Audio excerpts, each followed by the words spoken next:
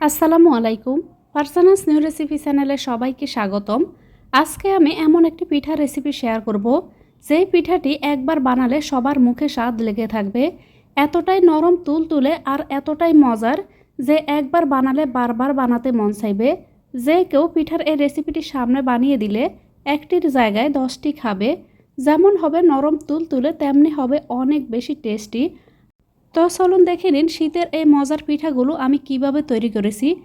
পিঠাগুলো তৈরি করতে এখানে চুলায় একটা হাঁড়ি বসিয়ে তাতে দিয়ে দিলাম 2.5 কাপ পরিমাণ লিকুইড দুধ, আধা চা চামচ পরিমাণ লবণ। এবার এই দুধটাকে আমি জাল করে নিব। যতক্ষণ পর্যন্ত না এখানে দুধের মধ্যে বলক চলে আসবে ততক্ষণ পর্যন্ত দুধটাকে জাল করে নিব। চুলার আঁচটা এখানে আমি মিডিয়ামে রেখেছি। তো মাঝে মধ্যে কিন্তু অবশ্যই দুধটাকে নেড়ে চেড়ে মিশিয়ে নিতে হবে। তো এখানে দুধের মধ্যে খুব ভালোভাবে বলকটা চলে এসেছে। এবার আমি চুলার আঁচটা এখানে মিডিয়াম টু লো করে দিব। এবার এখানে আমি দিয়ে দিচ্ছি 1 কাপ পরিমাণ সুজি। তো সুজিটাকে এখানে এক জায়গার মধ্যে না ফেলে এভাবে ছড়িয়ে দিব। এবার এই সুজিটাকে আমি দুধের সঙ্গে মিশিয়ে নিব। তো এখানে সুজিটা দেওয়ার সঙ্গে সঙ্গে কিন্তু এভাবে নেড়ে চেড়ে মিশিয়ে নিতে হবে। এবার এখানে আমি দিয়ে দিব আধা কাপ পরিমাণ শুকনো চালের গুঁড়া। আপনারা চাইলে এখানে ভিজা চালের গুঁড়াটাও ব্যবহার করতে পারেন। এবার এগুলোকে আমি খুব ভালোভাবে মিশিয়ে নিব। এখানে আমি 2.5 কাপ পরিমাণ দুধের জন্য 1 কাপ সুজি আর আধা কাপ পরিমাণ শুকনো চালের গুঁড়া দিয়েছি। প্রথম পর্যায়ে এখানে মিশ্রণটাকে একটু বেশি নরম মনে হতে পারে, কিন্তু কিছুক্ষণ এখানে মিশিয়ে নেওয়ার পরে দেখবেন এখানে পিঠার এই ডোটা পারফেক্ট টেক্সচারে চলে আসবে। তো এখানে এগুলোকে আমি মিশিয়ে নিলাম। দেখতে পাচ্ছেন আগের তুলনায় কিন্তু এখানে পিঠার এই ডোটা কিন্তু আরও অনেকটাই কিন্তু শক্ত হয়ে গেছে। এ পর্যায়ে চুলার আঁচটা আমি বন্ধ করে দিব। এবার এই খামিরটাকে আমি একটা বাটিতে নিয়ে নিব।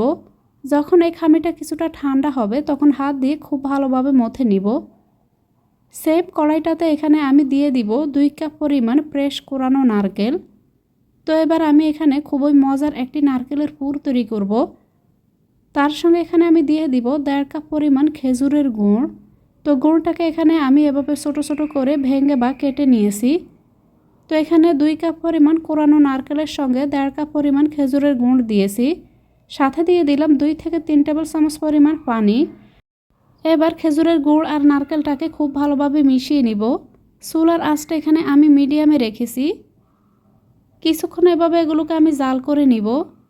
কিছুক্ষণ জাল করে নেওয়ার পরে দেখবেন এখানে নারকেল থেকে কিন্তু পানি ছাড়বে। তো এখানে যে পানিটা ছাড়বে সেই পানিটাকে কিন্তু পুরোপুরিভাবে শুকিয়ে নিতে হবে। আর এখানে যে পানিটা ছেড়েছে সেই পানি দিয়ে এখানে খেজুরের গুঁড়োটাও কিন্তু খুব ভালোভাবে এখানে গলে গিয়ে মিশে যাবে। তো অবশ্যই কিন্তু চুলার আঁচটা এখানে মিডিয়ামে রেখে কিছুক্ষণ পর নেড়ে চেড়ে মিশিয়ে নিতে হবে। এবার এখানে আমি দিয়ে দিলাম 1/4 চা চামচ পরিমাণ এলাচ গুঁড়া। হাতের কাছে এলাচ গুঁড়াটা না থাকলে সেক্ষেত্রে আপনারা এখানে আস্ত এলাচও ব্যবহার করতে পারেন। যখন পুরটা বানানো হয়ে যাবে তখন শুধুমাত্র এলাচগুলো তুলে আপনারা ফেলে দিবেন। তো এখানে নারকেলের পুরটা আমার বানানো হয়ে গিয়েছে। অতিরিক্ত যে পানিটা বের হয়েছে সেই পানিটা এখানে দেখতে পাচ্ছেন শুকিয়ে গেছে। এই পর্যায়ে চুলার আঁচটা আমি বন্ধ করে দিলাম। এবার নারকেলের এই পুরটাকে একটা বাটিতে নিয়ে নিব। এতে করে খুব তাড়াতাড়ি এখানে নারকেলের পুরটা ঠান্ডা হয়ে যাবে। তো এখানে পুরটাকে আমি তুলে একটা সাইডে রেখে দিচ্ছি।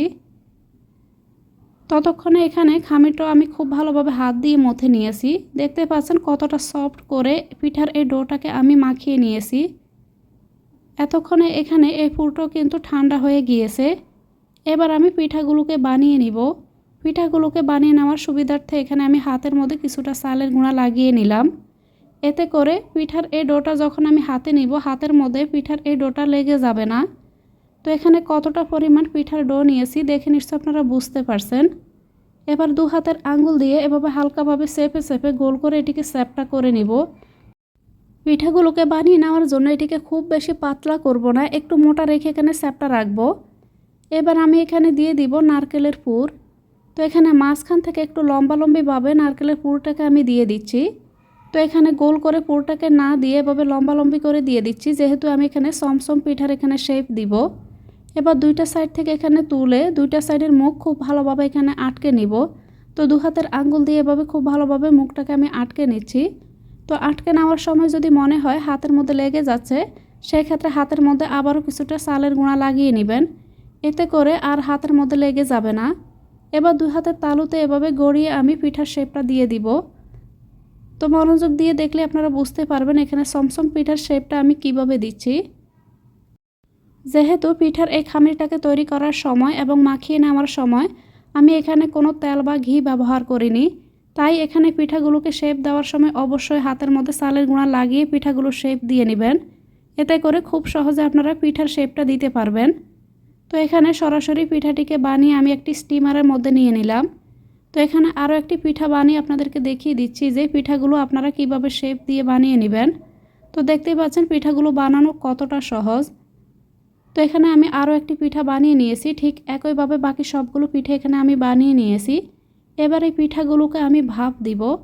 তার জন্য এখানে চুলায় আগে থেকে আমি কিছুটা পানি গরম করতে দিয়েছি। পানিতে যখন বলক চলে আসবে তখন এখানে আমি স্টিমারটাকে এখানে বসিয়ে নিব। তো এখানে স্টিমারের বাটিটাকে আমি বসিয়ে নিলাম। এবার উপর থেকে আমি আরও একটা ঢাকনা দিয়ে দিব। তো এখানে সসপ্যানের একটা ঢাকনা দিয়ে আমি প্রথমে এটিকে কভার করে নিয়েছি। তো উপর থেকে আরও একটি ঢাকনা দিয়ে এবার আমি মিডিয়াম টু হাই হিটে রেখে 25 মিনিটের মতো এগুলোকে আমি ভাপ দিয়ে নিব। ততক্ষণে এখানে পিঠাগুলোকে উপর থেকে নারকেল দিয়ে কোট করার জন্য এখানে আমি কিছু শুকনো নারকেল নিয়েছি। তো এখানে আমি আধা কাপ পরিমাণ শুকনো নারকেল নিয়েছি।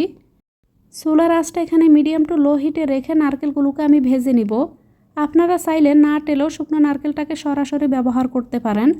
আবার চাইলে আপনারা ফ্রেশ কোরানো নারকেলও এখানে এভাবে কিছুক্ষণ ভেজে নিয়ে ব্যবহার করতে পারেন।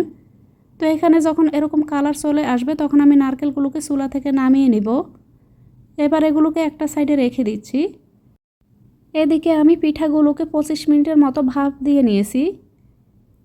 ভাপ দিয়ে নেওয়ার পর চুলার আঁচটা এখানে আমি বন্ধ করে দিয়েছি। এবার আমি ঢাকনাটাকে খুলে নিচ্ছি। এবার আমি স্টিমারের এই বাটিটাকে চুলা থেকে নামিয়ে নিব। পিঠাগুলো এখানে ভাপ দিয়ে নেওয়া হয়ে গিয়েছে। তো এখানে চুলা থেকে বাটিটাকে আমি নামিয়ে নিলাম। খুব হালকাভাবে আলতোভাবে এখানে পিঠাটিকে তুলে নিতে হবে, যেহেতু এখানে পিঠাগুলো গরম আছে এবং পিঠাগুলো কিন্তু এ পর্যায়ে অনেকটাই কিন্তু নরম আছে। তো পিঠাগুলোকে খুব হালকাভাবে এভাবে তুলে নিতে হবে। সরাসরি পিঠাগুলোকে তুলে আমি এখানে শুকনো নারকেলের সঙ্গে এভাবে কোট করে নিব। এতে করে পিঠাগুলো লুকিংটা কিন্তু আরও অনেক বেশি লোভনীয় লাগবে। আপনারা চাইলে কিন্তু পিঠাগুলোকে এখানে নারকেলের মধ্যে কোট না করেও সরাসরি এখানে সার্ভ করতে পারেন। তো একইভাবে সবগুলো পিঠে এখানে আমি কোট করে নিয়েছি। একটি পিঠে এখানে ভেঙে শেয়ার করছি। নরম তুলতুলে পিঠার এই রেসিপিটি একবার শুধুমাত্র বানিয়ে দেখুন, যে কেউ একটির জায়গায় 10টি খাবে আর একবার বানালে বারবার বানাতে মন চাইবে। এতক্ষণে রেসিপিটির সঙ্গে থাকার জন্য সবাইকে অনেক ধন্যবাদ। আল্লাহর কাছে সবার সুস্থতা ও মঙ্গল কামনা করে আজকের মতো এখানেই বিদায় নিব।